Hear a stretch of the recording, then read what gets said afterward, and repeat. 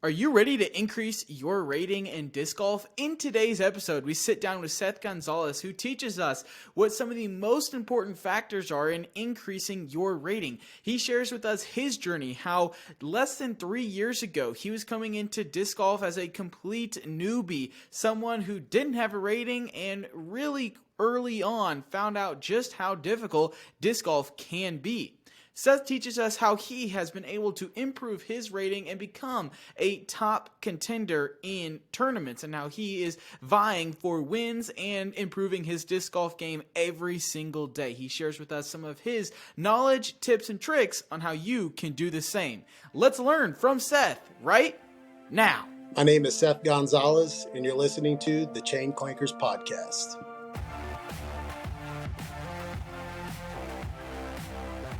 Alrighty, everyone, welcome into the Chain Clankers Disc Golf Podcast presented by Upper Park Disc Golf.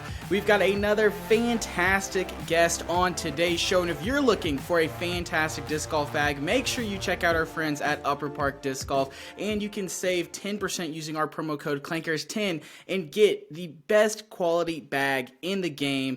I cannot say enough good things about Upper Park. I know Trenton feels the exact same way. So we've got some awesome YouTube videos. Check them out if you haven't already. But let's talk a little bit about our guest. Seth Gonzalez today is a local Wichita player, has had a fantastic season with multiple podiums, breaking through for a win this year at the Rumble at Riggs. Seth, how are we doing tonight, man?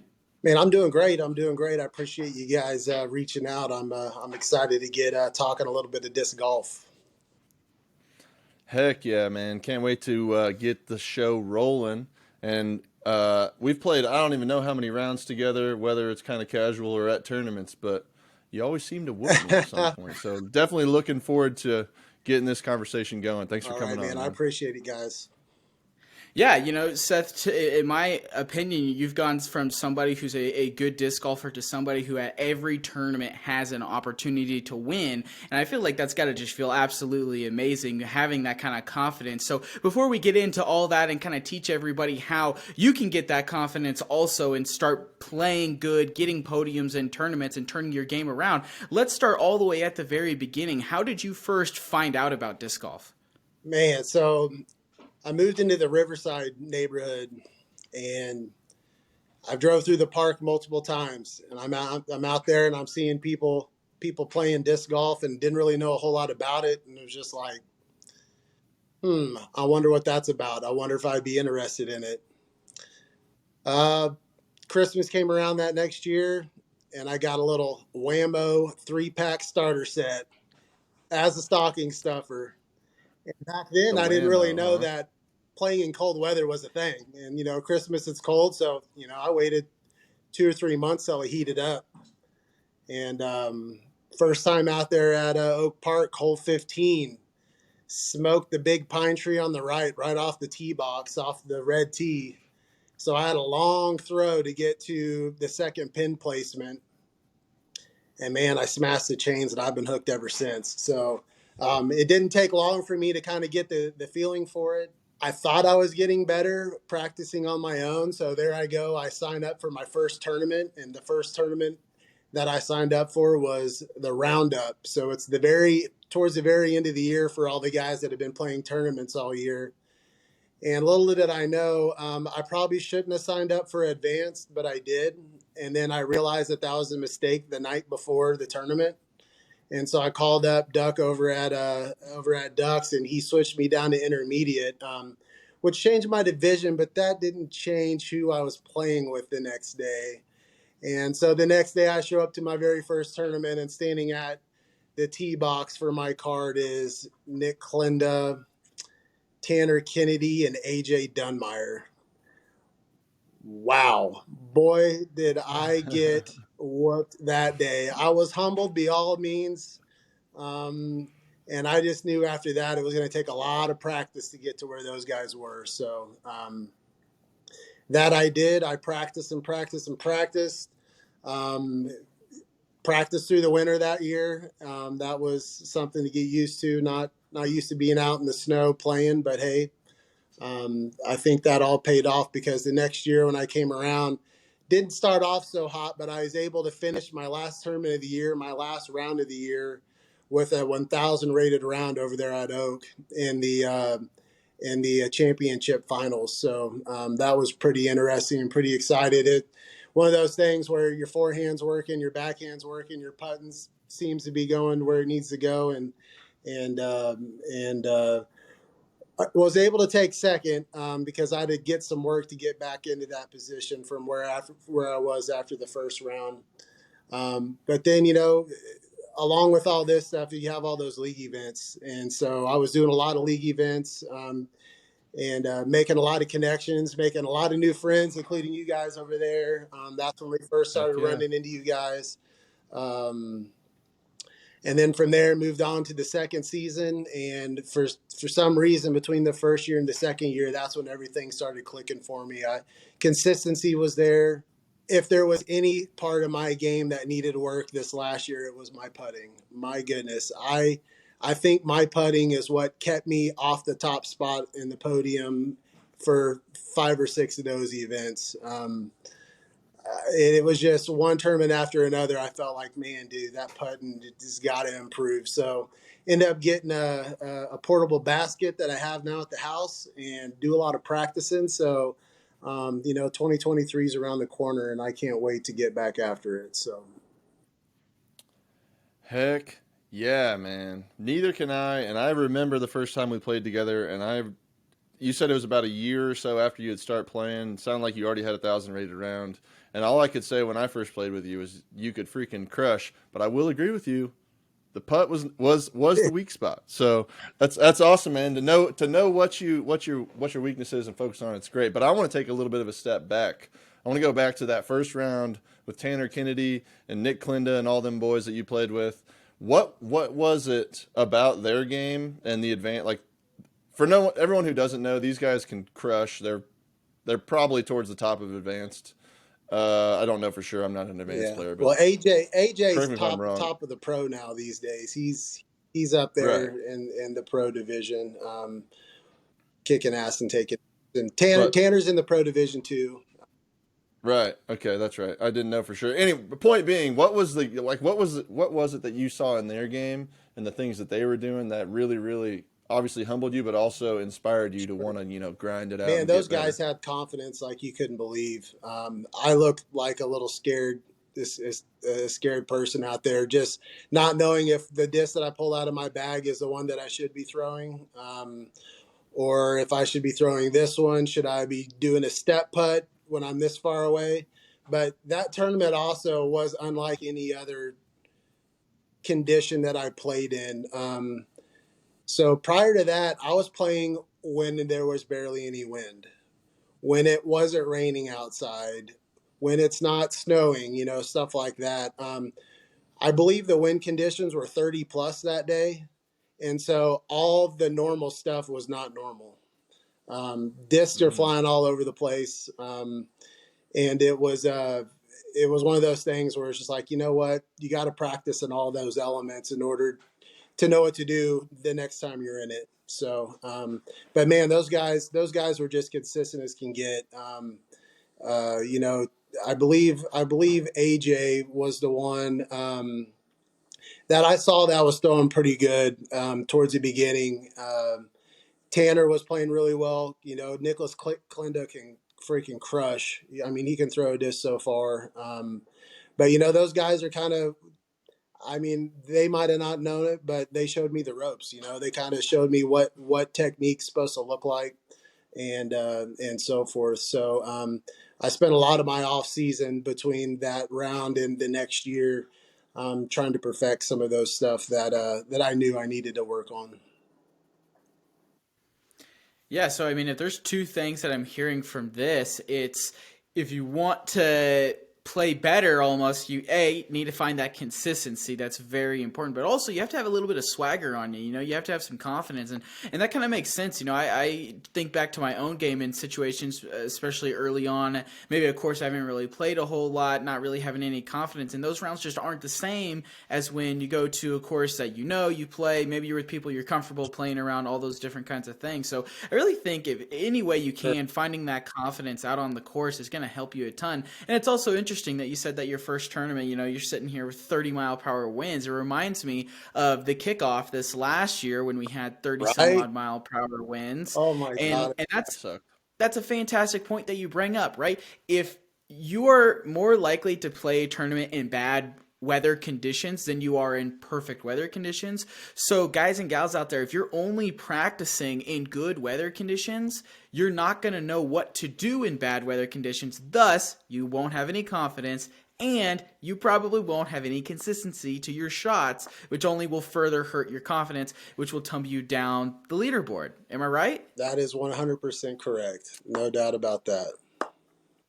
So let's talk then a little bit about how were you able to build that consistency in your game? What things were you doing after that tournament that started to kind of progress your game and you were able to see these changes? I got a net and I just started throwing into a net in the backyard. I got that practice basket and was putting in upshots. I had probably like a 3 acre lot that I could practice in. So I could get a little bit of space between me and the basket to work on all that kind of stuff. Started working on those little touchy forehand up approach shots, the standstill backhand approach shots, the long jump putts, and then the putting. Yeah. I would say that, you know, that kind of practice and repetition is what really got me prepped for the following season that was coming up. So what I'm hearing is you need to get out, whether you live right next to a course, or you have a practice basket, or a net in your backyard, or you have a little bit of space to do your upshots. But the point is to get out there and get those reps, get to know And your bag. daily, Right? we're talking daily, guys. Like if you have a 30-minute break before dinner's about to be ready and you don't have anything to do, don't click the TV on, get out there and practice a little bit, because I mean, I tell you what, that's where the hard work pays off when it comes around to playing in your next event, for sure. Yeah, I mean, that's definitely how you see the separation between the golfers who are out there to have fun, they kind of want to get better, maybe they aren't progressing how they'd like, and you see the people like yourself who go from getting their butt kicked to, hey, I'm finishing podiums very quickly into my disc golf career. And I think that's something that everyone can take and kind of learn from. So I absolutely love that. And I know that's something that I myself have to remind myself that, today's one of those days where I look at my watch, it says it's 34, it says it's really windy. And it's like, man, do I have enough warm weather stuff to go out there? But the sun is shining, should probably try to find a way to go out there. Not sure if it's going to happen yet or not. I don't know if I've committed to it. But that it kind of makes me think, just continuing kind of on this subject here of practicing when you can. What would you say, if you only have that 30 minutes, what is the most important thing to knock out? Is it the putting? Should that be the number one before you even think about driving or form or upshots? Like how would you prioritize your practice? In that 30-minute window, I'd go back and I'd take all my approach discs, including my putters, and I would get as far back as I could get in the 3 acre lot that I had to practice in. I'd throw all of them up maybe once, maybe twice, and then after that, I'd take my putters and I would just start putting. Um, I think people get in a habit of putting from the same spot for like 5 or 6 throws in a row. I mean, that's good, but I would putt, move over a little bit, putt again, scoot back a little bit, putt again. I almost got to the point where I thought like I would do kind of how they have at Oak, where they have the stepping stones that are marked and kind of thing, Right. just to kind of know where you are, so you know your distances before you go. Never got around to that, but I mean, putting, and more putting is all that I would do if I had that minimal time slot. Now, take that basket out when I have 2 or 3 hours. I take it out to the Oak Park or over by Riverside Park in the wide open over there. I would set up there and then I would just get out my practice bag and just dump all of them as close as I could to the basket. Now, every time I'd pick up on my disc, I'd always be missing a couple because the bag would seem to be a little lighter, but that comes, and I'm sure everybody can can attest to having that same issue when you throw a bunch of discs. Yeah, I definitely hear you there. I don't always get out to a field or anywhere like what you're doing to throw as much as I would like to, but definitely find myself leaving discs around. So when you go to do into your let's go back to the you're in the 3 acre lot, or I guess in the field. Are you throwing each disc on, like, are you throwing every disc backhand? Are you throwing every disc forehand? Like, kind of what is the main goal? I know you're trying to get as close as you Sure. can to the basket, but are you ever working on, like, watching the disc Sure, fly or sure. seeing how the Yeah, disc works? obviously discs do different things. I'm not trying to make every disc do the same thing. I'll try to throw a nice hard turnover on an overstable disc. Mid ranges, Firebirds, Raptors, stuff like that. Forces, um, hyzer flipping. The hyzer flipping driver discs are always nice to do too. Whether it's let's say, I used to be able to flip a trespass pretty easy, but now I flip it too much, and I kind of had to take that out of my bag a little bit. But destroyers, they're great. The DD3s are great. Combination with the cloud breakers. Um, uh, but the what I really need to get back to and get ready for this year is starting to throw those understable discs with a little more touch. Instead of knowing that I need to throw an overstable disc hard to get it to turn, why don't you just throw a little bit more of an understable disc, a little lighter, and watch that disc work for you instead of trying to make it do what you want it to do. I think, Quentin, I just want to touch on that. I think that's a fantastic point. I throw a trespass all the time, and that is the first disc that I was able to kind of stand up that was a little bit higher speed. And I would be interested to see you. I don't know if it's still in your bag or not. I know I Mhm. bought some from you, but I would be interested to see you take one of those babies out and do exactly what you just said. So your normal destroyer line, instead of having to flip over a destroyer, maybe you just take the trespass at 70%, and Yeah. it just, who knows. But anyways, that's all I Yeah. wanted to Yeah. get in there. No. But still, I swear the farthest disc I've thrown it has to be a wraith. I don't know what it is, but you throw that at a perfect angle and you don't put too much speed on it, man, that thing will turn on you and it'll stay up and it'll just keep on moving. I had a lot of success early in my career with throwing the wraith. Must say it was a good disc to practice with. Yeah, I mean, that's literally perfect. It's like you guys were reading where I wanted to go next because I wanted to discuss some of those discs that might help players as they're improving their game, as they're starting to learn how to throw a frisbee in the first place. And, we'll talk about your top 3 recommendations at the end, but maybe what were some discs that you were using in that high growth phase of improving your game that you really could tell a difference? Like, yeah, if I throw a buzz here, I mean, I saw my game get exponentially better comparatively to when I was throwing like a Mako. Or was there anything that kind of stood out to you? Sure. I'd probably say the disc that really stood out to me was that Wraith when you're talking about a distance driver. Like I said, I was able to kind of handle that thing a little bit, with a little bit of wind in the face, you throw it a little more hyzer on it. You can get it to stand up. Obviously, if you throw it flat, you're going to dump it. So it's just kind of knowing what that touch is to get it to fly right.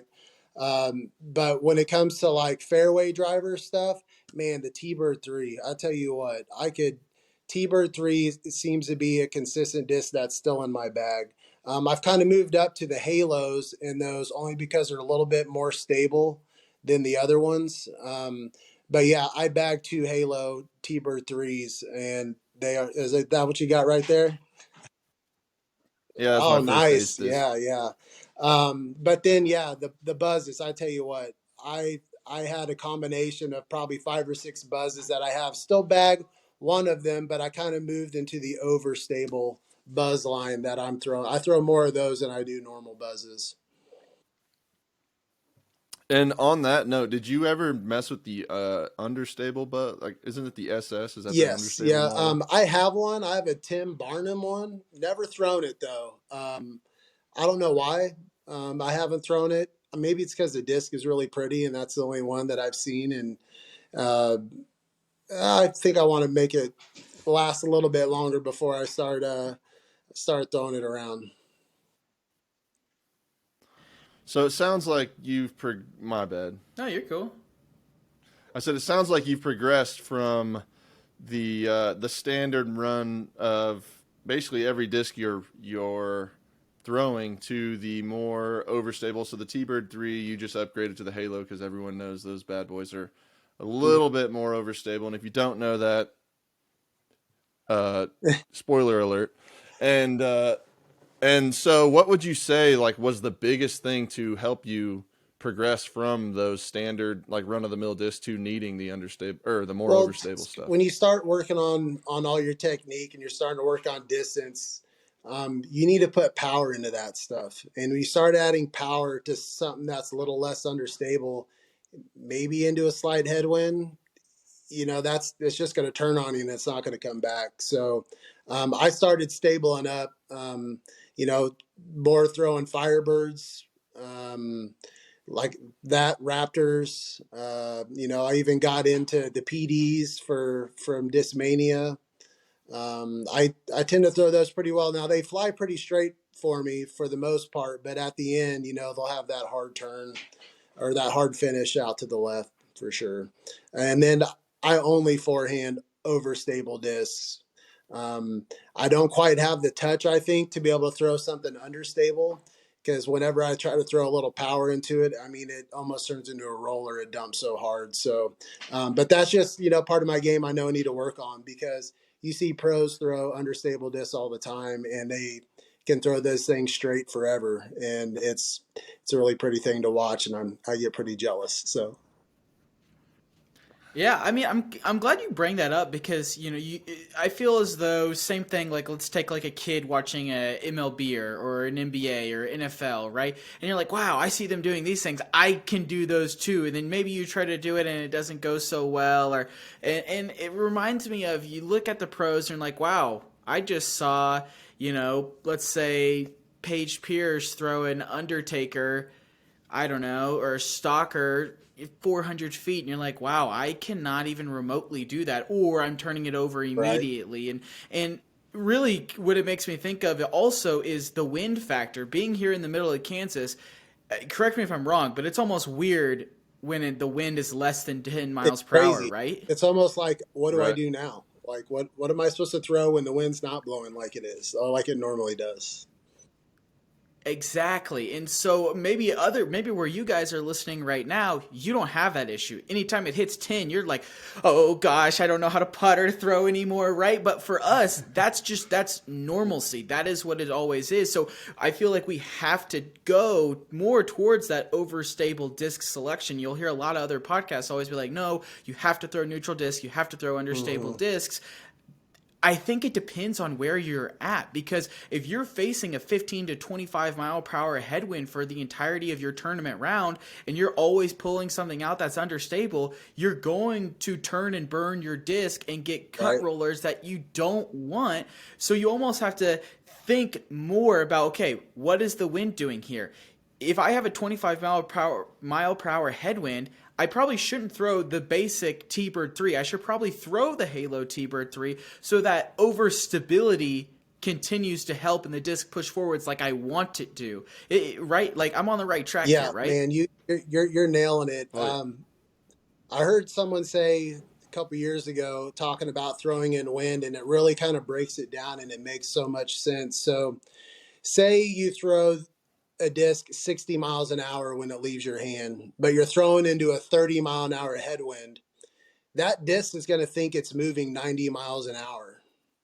So if that has any kind of understability to it, I mean, it's going to move and it's going to move quick. It's going to dump and it's not going to be able to come back. So usually what I say when it's really windy, throwing into the headwind, reach in your bag and pull the beef out for sure. And if you don't know what the beef means, that's the meat hook. That's or the tilt, baby. Throw captain's that thing out there. Get your tilt out. Overstable disc, yeah. Would you go higher speed overstable, or does it even matter? Just anything overstable? I mean, and that's another thing. Like you think you're throwing into that big headwind that you have to really throw it hard. Man, it just needs to be something nice and smooth. It doesn't need to be anything overpowering, because that disc is going to be acting way different than it normally asks. Even when you pull the beef out of your bag, just a nice, consistent, smooth pull usually will work out way better than something that is that you're trying to overcompensate for with the power that you put behind it. Right, and if we go back and we turn to the math segment of this podcast again, remember this is a math disc golf podcast. Going the 60 miles per hour out of your hand plus the 30 miles for the wind, and then if you try to throw it even harder, and so now you're throwing it 69, 70 miles per hour, right? Well, you've just increased the total miles per hour that the disc is flying. Thus, it's going to not be on your intended flight path again. So all of that makes absolute perfect sense to me. Hopefully it does. Yeah, those flight numbers mean nothing really when you get to that point. You just need to know you need to throw something overstable and give it a nice smooth pull and see what happens. And so now that you've been playing for a couple years, obviously way better than when you started. When you look at buying a new disc, what is your decision calculus? Are you looking at flight numbers? Are you just feeling it? Like, what makes you pull the trigger on buying a new disc? Well, for me, it's not really buying a new, different kind of a disc. It's just upgrading the disc that I already throw. If there's one thing that I learned playing all these, in these amateur disc golf tournaments, is that you just get loaded with plastic. You got so much plastic, you don't even know what to do with it. And when it comes down to it, you don't really have all the time to get good at all of it. You know what I mean? Like you need to stick to what you know and then make changes maybe a little bit here and there as you're working through it. But for the most part, the same discs stay in my bag. The only thing I do is buy a new one of them, and that's about it. I love that advice. We've talked about it a few times on here but I think it's a good point to bring up. And just for someone who might be out there, since this is a math disc golf podcast, what's a good, solid, round number for the people out there that you would suggest, a good, solid number of molds you would suggest people carry in their bag? Shoot, man. I don't even know if I've even thought about it that way. I carry about 22 discs in my bag, and that's including the putters. Now, there's 3 of each with most things, whether it's something more stable, maybe something a little less stable in the same kind of a mold. But I got usually 3 to 5 or 6 drivers in my bag, and then not a lot, but then I get into all the Firebirds, the Raptors. I carry an Undertaker bag, one of those. I get into my lower speed fairways, which is the T-Bird 3s. And then from there, I go to my buzzes, whether it's a neutral flying buzz or the OS buzz. And then it goes from there up to my approach shots, which are typically zones. I throw a lot of zones. However, I am bagging a Razor Claw right now. I'm trying to figure out how to dial that thing in. I kind of feel like my zones aren't as stable as I would like. So I'm trying to find something that can fly just as good, but it's got that hook at the end that'll get her down. So is a Razor Claw just a tactic? Basically, yeah.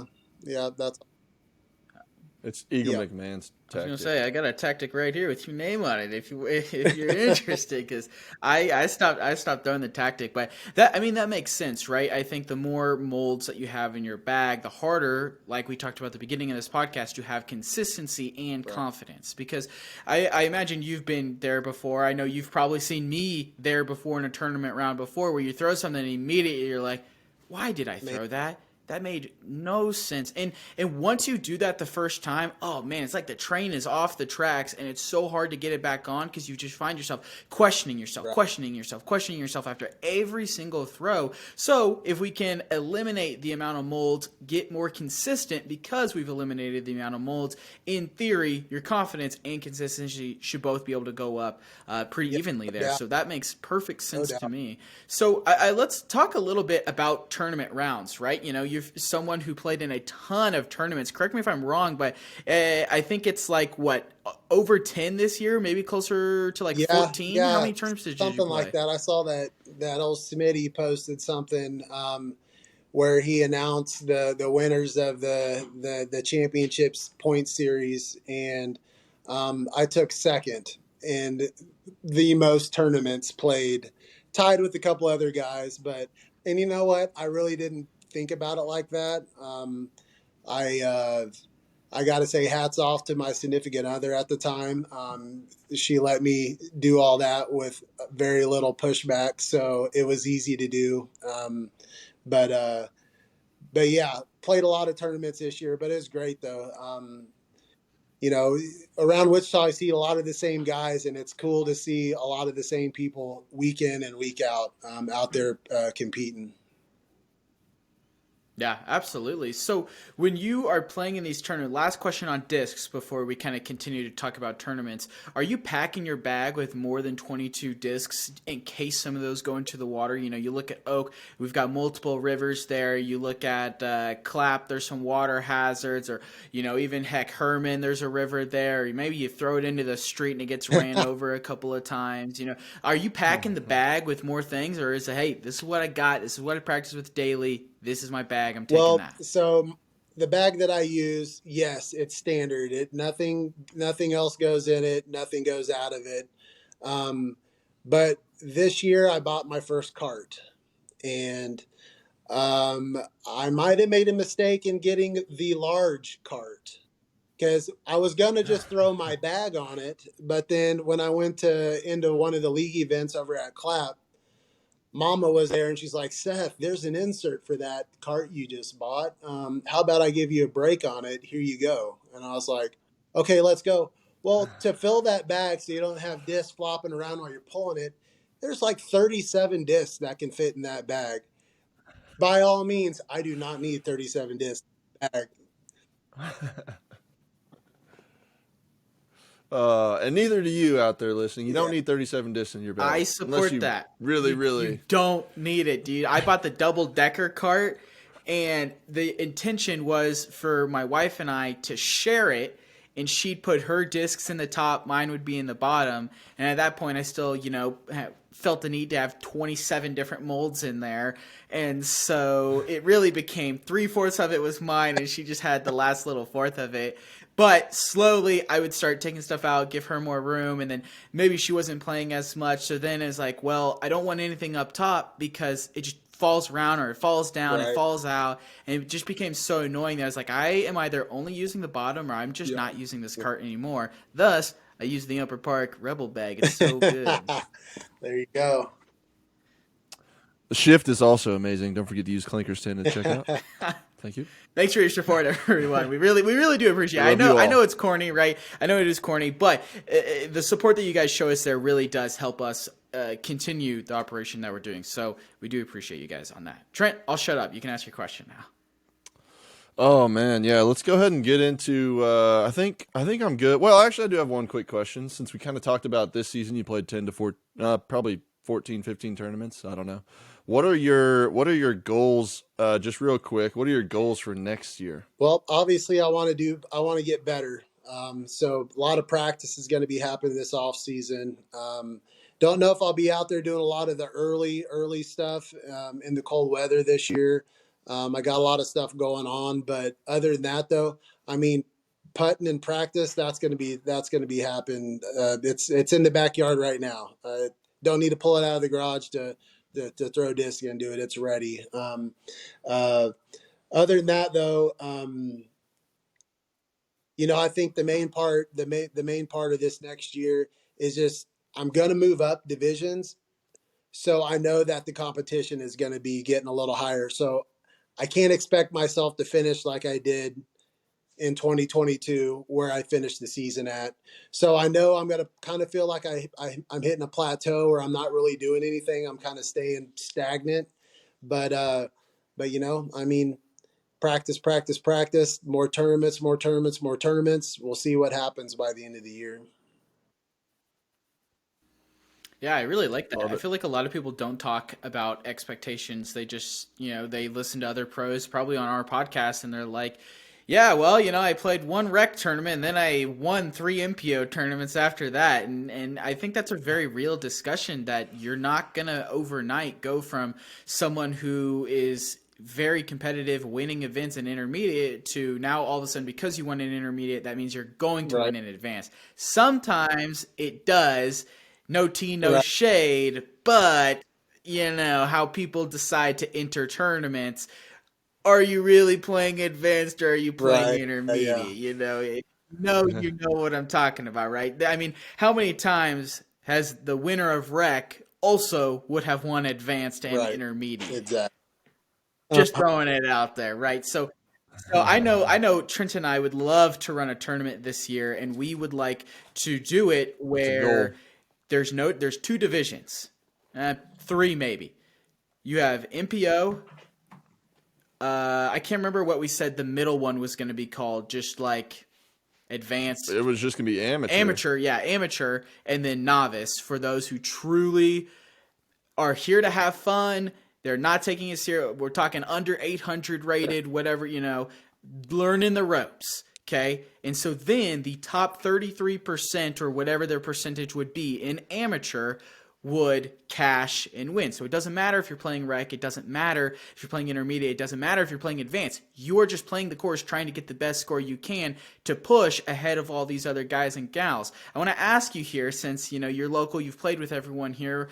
What are your thoughts on that? Would that be a simpler system for tournaments of, hey, you just sign up and you're going to see where you finish amongst everyone else, and it gives you a great starting position for how and where you need to get better, and then you don't have those people in rec who are finishing ahead of people in MPO Right. in some No, I cases. think that's a good step. I think it's a good start. I mean, there's those guys that are questioning, do I play rec or do I play intermediate? And they choose intermediate, and then they shoot what would be second or third place overall in intermediate, and they're like, damn, I should have moved up. You know what I mean? So I think you guys are off to Right. a good start there with having that whole amateur division. Where would you guys want to have this tournament at? Where are you guys thinking you want to do this? Oh man, we haven't actually talked about it in a It little while, but depends we had on. we had considered if we had enough people, we would split it up between 2 different courses. At one point, we had talked about that, Yeah, like it but also depends on who's going to Sure. sponsor it, right? Like if we have, let's say Smitty helps us out, right? Or let's say Ducks helps us out. Okay, we'll probably be more likely to do it at Oak or Clap. I think the perfect place to do it would be, or at least maybe one of the most fun would be Colwich East and West, and actually utilize the West course before it Hmm. goes away. Uh, Otherwise, I think my default would be No doubt. Oak. No doubt. I hear you there. Well, if you yeah, guys need any help with any of that stuff, just let me know. I'm here to grow the sport. I'm here to help it out. I'm here to get everybody involved. So if you guys need anything, let me know. that is a goal of ours. It would be sweet. I think it'd be what, like an XC tier or something like that is what it's technically called, because it's not like Yeah, the normal rules, yeah. but otherwise it'd be the same. So if you're in here and you're listening to this, since we got our man Seth, more localized Wichita, if you're in here in the Wichita area, comment on Facebook, get in the group, or comment down below on this YouTube video and let us know if you would be game to try something out like that and see what we can do to get that rolling. Which I'm not too worried about it filling up if we throw one up there, because the tournaments around here get crazy full, Fill up so crazy quick. fast. But anyhow, I think that's something we're definitely trying to do next season. So keep an eye out for that. We just got to get all the logistics figured out, and then I guess we got to hit up Seth to help us get it Yeah. Yep. get it running. But Let's anyhow, jump to the ace so round. Let's do it. yeah, let's jump to the ace round, man. So this is going to be the same 5 questions. If you're new to the podcast, same 5 questions we ask every guest, and let's just get right into it, huh? Okay, so first round, the first question of the ace round. You are taking your brand new buddy out to the course, but first you stop in at the local duck shop. And what putter, mid range, and driver are you Getting the recommending they pick judge, up? the buzz, and the wraith in that order. Right there. There we go. Yep. Love Three it. different brands. This is what's fun about not having someone who's like, Right. oh, I know I'm not sponsored by Dynamic, but I only throw Dynamic discs. You actually get a good variety of what you should be throwing and And I putting had in to your think about bag. that before I said it, but yeah, I'm not Trilogy, I'm not Discraft, I'm not Innova. Open bag. Let's go. Awesome. I love Let's it. mix it up, baby. Second question we have for you. What is the favorite course you have played in one course you have not played yet that you'd like to, cross off that bucket list of yours? One more time, you kind of cut out there just for a split second. One course that is your all-time favorite and one course you haven't played that you really, really, really, really, Man, really, really okay, want to play. so being where I started, Oak is got to be my favorite course. And then last year, one of the very beginning tournaments of the year, I played in that tournament out at Colwich. Man, I was blown away. I hadn't seen so many trees on a disc golf course in my life, but it was put together so well. Those guys out there that do all that work to keep that thing nice, man, that was impressive. So I would have to say my favorite course in Wichita is probably Colwich. And I've only played it that one day in that tournament where me and Wow. you, Quentin, we tied for 6. Uh-huh. Yeah. Yeah, we did. Yeah. We did. Let's get out there. Golly, I think my first round was just absolutely brutal. And then, you've seen me so many times this year. One round, it's like, damn, this dude literally shot the best out of everyone. And the next round, it's like, oh, wow, What he's the worst one here.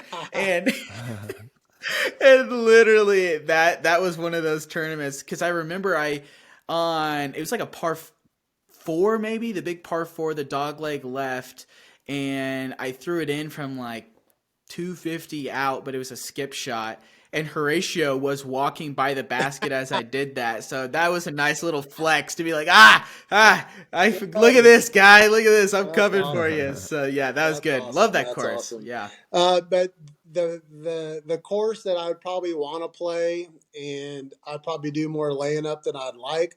But man, I want to get up to Maple Hill up in Massachusetts. That just seems like a course that, it's at the top of the list, for the nicest courses around. Why not go give it a shot if I had the chance to? Yeah, man, Maple Hill is definitely towards the top for me, so that would be an epic course to play. But all right, for question number 3, what is one tip you would tell your beginner self knowing what you know now? Man, I think we kind of covered it earlier. Practice in all weather conditions. It'll do so much for you when it comes to the tournament rounds you're playing in. First round might be raining and you have slick tee pads, and then the second round the sun's out for the back half of that first round. Everything's all dried up, and it's you're back to life as normal. But yeah, practice in all weather conditions for sure. Yeah, I like that. Fourth question we've got for you. What is your favorite memory playing disc golf? Oh man, well, just a couple weeks ago, I was able to snag an ace, and it was on hole 18 at Oak. And man, I don't know how Wow. I've hit that pole, hit that basket, hit the top band. So many times I've come close and pulled out the old trusty Halo T-Bird 3. If I wouldn't have hit the chains, it would have went way past the basket, but started off a little right, held that line for a minute, and it started doing that dive left, and man, pretty sweet feeling. And I was playing the whole round by myself, but at that part, the guys behind me, I had to wait before I teed off on 18. So the guys behind me kind of caught up. And then the guys that were just finishing 18 barely got off the green before I shot. So had somewhat of a small gallery there to witness it. So Nice. it was Heck yeah. Everyone who's not from Wichita, that has to be the most iconic hole in town. If you ask me, you got to throw the whole water carry, 275, 280 I'm over not water. sure what. Yeah. So, something like that. And then, that's got to be the most iconic hole in Wichita anyway. So that's a great one to get. All right, man. Here's go. Final question for you. What is the biggest mistake you see new players make? Man, Well, there's a couple of them getting too down on themselves when they throw a bad shot. I see guys that get really down on themselves, and I can see that it affects not only that throw, but their next several throws after that. Um, have a have a mindset of being able to wipe that one away and then start fresh. Whether it's you got to talk to yourself, calm yourself down, whatever that is. Just get your head right, because it's like a lot of things mental. It's a lot of mental stuff that goes on with disc golf. So don't let those down throws ruin your whole day. That's for sure. And I know we talked about this one again, but don't throw too many discs. Don't have too many types in your bag, because say if you do have one Firebird, you're throwing it good, but you lose it in the river, and now you have a Raptor. You're like, okay, well, I don't throw this one as much. Let me go ahead and try to throw this one just like I throw that one. And it's depending on what it is, it might fly a little bit more straight, might be a little bit more stable. So yeah, find your discs, get them in a couple different molds. Might throw a little different. For the most part, you know what you're getting every time you pull it out. So Yeah, I like that. And hopefully, as time continues to go on, we'll be able to actually buy discs. I'm a big fan of the Kristen Tatar Grace. And man, I don't know what's more valuable out there, gold bars or Kristen Tatar Grace right now, because they're so hard to find at a decent price. Hey, Seth, this has been a fantastic episode. And if you want to learn more from Seth, in the bonus, we're going to be talking a little bit of mental. We're going to continue to talk about tournaments. We've got some awesome stuff lined up in the bonus. Get an extra 10 to 15 minutes here and learn some more things and help support and grow this podcast over on Patreon, patreon.com/Chain Clankers. Seth, before we get out of here, where can people connect with you, learn more about your disc golf journey? Man, you can find me on the course. I'll be practicing. If you guys ever have any questions or anything, or just want to throw around, if I'm there, man, I have no problem letting you all join in or whatnot. We can go ahead and figure this thing out together. So can't wait.